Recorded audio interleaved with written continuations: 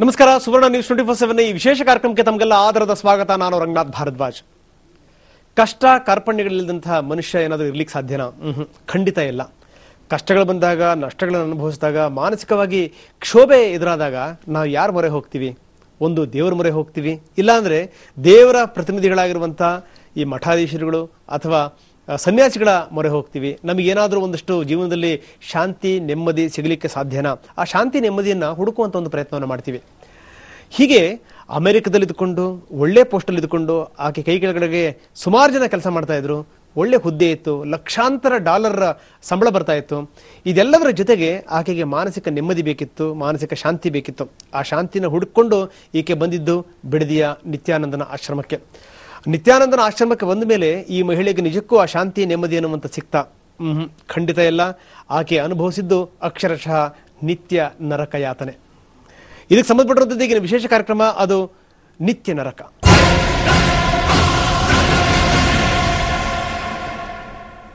ಕೇವಲ ಇದು ಈಕೆ ಒಬ್ಬಳ ಕಥೆಯಲ್ಲ, ಎಲ್ಲರ ಕಥೆ. ಅಂದ್ರೆ ಆಶ್ರಮದಲ್ಲಿ ಕೆಲವರು ಬಾಯಿ ಬಿಡ್ತಾರೆ, ಇನ್ನು ಕೆಲವರು ಬಾಯಿ ಬಿಡಲ್ಲ, ಇನ್ನು ಕೆಲವರು ಬೇರೆ ಮಾರ್ಗ ಇಲ್ದನೇ ಆವುಡುಗಚ್ಚಿಕೊಂಡು ಎಲ್ಲದನ್ನು ಕೂಡ ಅನುಭವಿಸ್ತಾ ಇದ್ದಾರೆ. ಒಂದಲ್ಲ ಒಂದು ದಿವಸ ನಮಗೆ ಇದರಿಂದ ಮುಕ್ತಿ ಬರಬಹುದು ಅಂತ ಕಾಯ್ತಾ ಇದ್ದಾರೆ. ಬನ್ನಿ ಹಾಗಾದ್ರೆ ಆರತಿಯ ಕಥೆ ಏನು ಕೇಳೋಣ. ಇದರ ಬಗ್ಗೆ ಮಾತಾಡಲಿಕ್ಕೆ ಸ್ವತಃ ನಮ್ಮ ಜೊತೆಗಿದ್ದಾರೆ ಆರತಿ ರಾವ್. ಆದ್ರೆ ಆರತಿ ರಾವ್ ಅವರ ಹೆಸರು ಚಾರ್ಜ್ ಶೀಟ್ ಅಲ್ಲಿ ಇರುವಂತದ್ದು ಅಮಲಾ ಅಂತ, ಅಂದ್ರೆ ಬೇಕು ಅಂತಲೇ ಹೆಸರನ್ನ ಬದಲಾಯಿಸಿರುವಂತದ್ದು ಅಂತ ಅಮಲಾ ಆರತಿ ರಾವ್ ಈಗ ನಮ್ಮ ಜೊತೆಗಿದ್ದಾರೆ. ಆರತಿ, ಕಾರ್ಯಕ್ರಮಕ್ಕೆ ತಮಗೆ ಸ್ವಾಗತ. ನಮಸ್ಕಾರ. ನಿಮ್ಮ ಬಗ್ಗೆ ನೀವು ಏನು ಹೇಳ್ತೀರಿ? ನಾನು ಹುಟ್ಟಿದ್ದು ಬೆಳೆದಿದ್ದು ಬಹಳ ಒಂದು ಟ್ರೆಡಿಷನಲ್ ಫ್ಯಾಮಿಲಿನಲ್ಲಿ. Sir, if you excuse me, ನಾನು ಈ ಥರ ಮಾತಾಡೋದು I will be more comfortable. ಯಾಕೆಂದರೆ ನನಗೆ ಈಗ ಲೈಫ್ ಥ್ರೆಟ್ ಇದೆ, ಈ ಥರ ನಾನು ಹೊರಗಡೆ ಬಂದಿದ್ದರಿಂದ. ಸೊ ಅದಕ್ಕೆ ನಾನು ರಿಕ್ವೆಸ್ಟ್ ಮಾಡ್ಕೋತೀನಿ, ಪ್ಲೀಸ್ ಪ್ಲೀಸ್.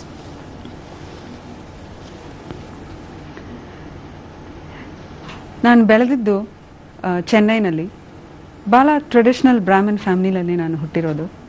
ನಮ್ಮ ತಂದೆ ತಾಯಿ ಭಾಳ ಕೇರಿಂಗ್ ಆ್ಯಂಡ್ ಲವಿಂಗ್ ಜನಗಳು. ಆ್ಯಂಡ್ ನಮಗೆ ಒಂದು ಹೇಗಿರಬೇಕು, how to be a good human being, ಅದಕ್ಕೆ ಒಂದು ಎಕ್ಸಾಂಪಲ್ ಥರ ಅವರೇ ಇದ್ದಿದ್ದು. ಚಿಕ್ಕ ವಯಸ್ಸಿಂದನೇ ನಾನು ನೋಡ್ತಿದ್ದೆ, ನಮ್ಮ ತಾಯಿ ಯಾವಾಗಲೂ ದೇವ್ರ ಪೂಜೆ ಮಾಡ್ತಿದ್ರು. ದಿನಕ್ಕೆ ಒಂದು 4-5 ಗಂಟೆ ದೇವ್ರ ಪೂಜೆ ಅಂತ ಮಾಡೋದು, ದೇವಸ್ಥಾನ ಹೋಗೋದು, ಈ ಥರ very traditional Hindus and religious ಆಗಿ ಬೆಳೆದಿದ್ದು ನಾವು. ಅಲ್ಲ, ನನಗೆ ಇಲ್ಲೊಂದು ಪ್ರಶ್ನೆ ಕೇಳಲೇಬೇಕು ನಾನು. ನಿಮಗೆ ಕನ್ನಡ ಹೇಗೆ ಗೊತ್ತು ಅಂತ? ಯಾಕಂದ್ರೆ ನೀವು ಚೆನ್ನೈನಲ್ಲಿ ಹುಟ್ಟಿ ಬೆಳೆದಿದ್ದು ಅಂತ ಹೇಳ್ತಾ ಇದ್ದೀರಿ. ನಾವು ಮಾಧ್ವ ಬ್ರಾಹ್ಮಣ್ಸ್, ಸೊ ನಾವು ಆ್ಯಕ್ಚುಲ್ ಆಗಿ ಕನ್ನಡದವರೇ. ಒಂದು ನಿಮ್ಮನ್ನು ಅಭಿನಂದಿಸ್ಬೇಕು ನಾವು ಆರಂಭದಲ್ಲಿ. ಯಾಕಂದ್ರೆ ಬೇರೆ ರಾಜ್ಯದಲ್ಲಿ ಹುಟ್ಟಿದವರು ಅಂದ ತಕ್ಷಣ ಕನ್ನಡನೇ ಮರ್ತಿರ್ತಾರೆ, ಅಥವಾ ಇನ್ನು ಬೇರೆ ದೇಶಕ್ಕೆ ಹೋಗ್ಬಿಟ್ರಂತೂ ನಮ್ಮ ಸಂಸ್ಕೃತಿನೇ ಮರೆಯುವಂಥವ್ರು ಹೆಚ್ಚು. ಅದರಲ್ಲೂ ನೀವು ನಮ್ಮ ಸಂಸ್ಕೃತಿನ ಉಳಿಸ್ಕೊಂಡಿರೋ ಜೊತೆಗೆ ಕನ್ನಡದಲ್ಲೂ ಕೂಡ ಮಾತಾಡೋಕೆ ಪ್ರಯತ್ನ ಪಡ್ತಾ ಇದ್ದೀರಿ. Great, please continue. ನಮಗೆ ಬರ್ತ್ಡೇ ಅಥವಾ ಅವ್ರದ್ದು ಆ್ಯನಿವರ್ಸರಿ ಅಂದರೆ ದೇವಸ್ಥಾನಕ್ಕೆ ಹೋಗಿ ಪೂಜೆ ಮಾಡೋದು ಒಂದು ಪಕ್ಕ, ಬಟ್ ಬ್ಲೈಂಡ್ ಚಿಲ್ಡ್ರನ್ಗೆ ಆ್ಯಂಡ್ ಆರ್ಫನ್ಸ್ ಇರೋ ಸ್ಕೂಲಿಗೆ ಹೋಗಿ ಅವ್ರಿಗೂ ಅನ್ನದಾನ ಮಾಡ್ತಿದ್ರು. ಈ ಥರ ಸೊ ಅಂತೂ ನಿಮಗೆ ಆರಂಭದಲ್ಲೇ ಬಂದಿದೆ ಹಾಗಾದ್ರೆ ಈ ಕೈಂಡ್ನೆಸ್ ಜೊತೆಗೆ ಸಮಾಜ ಸೇವೆ, ಸರ್ವಿಸ್ ಅನ್ನುವಂಥದ್ದು? Yes, definitely. ನಾನು ಚಿಕ್ಕ ವಯಸ್ಸಿಂದಾನೇ ಇದೆಲ್ಲ ನಾನು ನೋಡಿ ಬೆಳೆದಿದ್ದರಿಂದ ನನಗೂ ಭಾಳ ಸಮಾಜ ಸೇವೆ ಮಾಡಬೇಕು ಅಂತ ಭಾಳ ಡೀಪ್ ಇಂಟ್ರೆಸ್ಟ್. ಅಮೆರಿಕಕ್ಕೆ ಹೋಗಿದ್ದೆ ಯಾವಾಗ ತಾವು?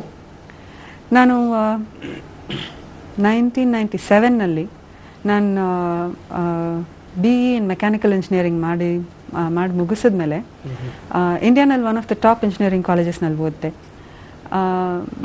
ನಮ್ಮ ಪೇರೆಂಟ್ಸ್ ಭಾಳ ಪ್ರೌಡಾಗಿದ್ದರು. ನಮ್ಮ ಫ್ಯಾಮ್ಲಿನಲ್ಲಿ ನಾನು first girl to study engineering from a top college ಅಂತ. ಅದು ಮುಗಿಸಿದ ಮೇಲೆ ಒಂದು ಸ್ವಲ್ಪ ರೊಬಾಟಿಕ್ಸ್ ಆ್ಯಂಡ್ ಆರ್ಟಿಫಿಷಿಯಲ್ ಇಂಟೆಲಿಜೆನ್ಸ್ ಇದರೆಲ್ಲ ನನಗೂ ಇಂಟ್ರೆಸ್ಟ್ ಇತ್ತು ಭಾಳ. ಸೊ ಅದರಲ್ಲಿ ಸ್ವಲ್ಪ ಪ್ರಾಜೆಕ್ಟನ್ನು ಮಾಡಿಬಿಟ್ಟು. ರೊಬಾಟಿಕ್ಸ್ ಅಂದ್ರೆ ತಾವು ಮೆಕ್ಯಾನಿಕಲ್ ಇಂಜಿನಿಯರಿಂಗ್ ಮಾಡಿದ್ದು?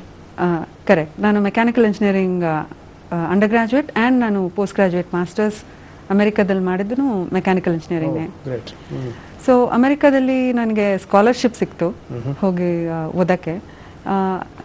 ಅದು also my parents are very proud, ಯಾಕೆಂದರೆ first girl in our family to ಅಮೆರಿಕಾಗೆ ಹೋಗಿ ಈ ಥರ ಸ್ಕಾಲರ್ಶಿಪ್ಪಲ್ಲಿ ಓದೋಕ್ಕೆ. ಅಲ್ಲಿ ಹೋಗಿ ನಾನು ಮಾಸ್ಟರ್ಸ್ ಮಾಡಿದ್ಮೇಲೆ ನನಗೆ ಮೆಕ್ಯಾನಿಕಲ್ ಇಂಜಿನಿಯರಿಂಗ್ ರಿಲೇಟೆಡ್ ಆಗಿ ಜಾಬ್ ಒಂದು ಸಿಕ್ಕಿತು. ಕ್ಯಾಟ್ ಕ್ಯಾಮ್ ಅಂತಾರೆ ಆ ಏರಿಯಾಗೆ, computer aided design and manufacturing ಅಂತ. ಸೊ ಅದರಲ್ಲಿ ಕೆಲ್ಸಕ್ಕೆ ಸೇರಿದೆ ನಾನು.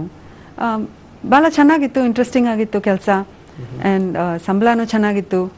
ಒಂದು ತಿಂಗಳಿಗೆ 3 ಲಕ್ಷ ರೂಪಾಯಿ ಸಂಬಳ ಬರ್ತಿತ್ತು.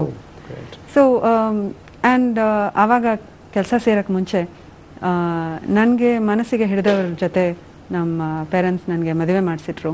Love marriage? Love marriage. ಎಲ್ಲಿವರು ನಿಮ್ಮ ಹಸ್ಬೆಂಡು? ಅವರು ಚೆನ್ನೈಯಿಂದ. Settled in America? ಎಸ್, ನನ್ನ ಜೊತೆ ಅವರು ಅಮೆರಿಕನಲ್ಲಿ ಸೆಟ್ಲ್ ಆದ್ರು. ನಾವು ಅಲ್ಲಿ ಹೋಗಿ ಕೆಲಸ ಮಾಡಕ್ಕೆ ಶುರು ಮಾಡಾದ್ಮೇಲೆ ನಾವು ಗ್ರೀನ್ ಕಾರ್ಡ್ ಅಥವಾ ಪರ್ಮನೆಂಟ್ ರೆಸಿಡೆನ್ಸ್ ಅಂತಾರೆ, ಅದು ಅಪ್ಲೈ ಮಾಡಿ ಅದು ಸಿಕ್ಕಿದ್ಮೇಲೆ ಇವಾಗ ಸಿಟಿಸನ್ಸ್ ಆಗಿ ನಾವಿಬ್ರು ಅಲ್ಲಿ ಸೆಟ್ಲ್ ಆದಿವಿ. ನಾನು ಕೆಲಸ ಸೇರಿದ ದಿನದಿಂದ ಈ ಸಮಾಜ ಸೇವೆ ನನಗೆ ಇಂಟ್ರೆಸ್ಟ್ ಅಂತ ಹೇಳಿದ್ನಲ್ಲ, ಅದನ್ನ ಬಗ್ಗೆ ನಾನು ಏನಾರು ಮಾಡಲೇಬೇಕು ಅಂತ ಇಮ್ಮಿಡಿಯೇಟ್ಲಿ ನನ್ನ ಫಸ್ಟ್ ಸ್ಯಾಲರಿಯಿಂದಾನೇ ನಾನು ಆಫ್ರಿಕಾನಲ್ಲಿ ಏಡ್ಸ್ ಬಂದು ಸತ್ತೋದವ್ರ ಮಕ್ಳು ಇರ್ತಾರಲ್ಲ, ಅವ್ರಿಗೆ ಏಡ್ಸ್ ಆರ್ಫನ್ಸ್ ಅಂತಾರೆ, ಆ ಮಕ್ಳಿಗೆ ಎಜುಕೇಷನ್ಗೆ ನಾವೇನಾರು ಮಾಡಬೇಕು ಅಂತ ನಾನು ರೂಪಾಯಿ ಕಳಿಸ್ತಿದ್ದೆ ತಿಂಗಳು. ಸೇವ್ ದ ಚಿಲ್ಡ್ರನ್ ಅಂತ ಒಂದು ಆರ್ಗನೈಸೇಷನ್. ನನ್ನ ಹಸ್ಬೆಂಡಿಗೂ ಈ ಥರ ಸಮಾಜ ಸೇವೆಯಲ್ಲಿ ಭಾಳ ಇಂಟ್ರೆಸ್ಟು. ಅವರು ನನ್ನ ಜೊತೆ ಸೇರಿಕೊಂಡು ಮಕ್ಕಳ ಎಜುಕೇಷನ್ಗೆ ನಾವೇನಾರು ಮಾಡಲೇಬೇಕು ಅಂತ ಹಿ ವಾಸ್ ಆಲ್ಸೋ ಕಾಂಟ್ರಿಬ್ಯೂಟಿಂಗ್. ಎಷ್ಟು ದೂರ ನಮಗೆ ಇದರಲ್ಲಿ ಇಂಟ್ರೆಸ್ಟ್ ಇತ್ತು ಅಂದರೆ, ನಾವು ಮಕ್ಕಳು ಹಡ್ಕೊಳ್ಳೋದನ್ನು ನಾವು ಪೋಸ್ಟ್ಪೋನ್ ಮಾಡಿಬಿಟ್ವಿ. ನಮ್ಮ ಟೈಮ್, ನಮ್ಮ ಎನರ್ಜಿ, ನಮ್ಮ ರಿಸೋರ್ಸ್ ಇದೆಲ್ಲ ನಾವು ಮಕ್ಕಳು ಇವಾಗ ಹಡ್ಕೊಂಡ್ರೆ ಇದರಲ್ಲಿ ಡೈವರ್ಟ್ ಆಗಿಬಿಡುತ್ತೆ.